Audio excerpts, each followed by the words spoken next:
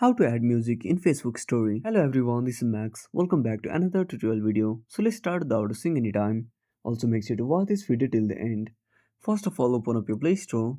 Now tap on the search icon at the bottom right corner. Now tap on the search bar. Now type Facebook. Now simply tap on search at the bottom right corner. Now click on Facebook and make sure to update to the latest version. After updating, go back to the home screen and open up Facebook on a device. Now tap on create a story icon. Now select your photo or video.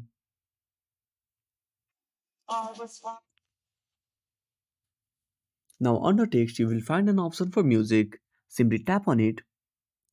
Now tap on search music and search for your music. Now once you search for your music, simply tap on the play icon. Now tap on three dots. Now tap on select.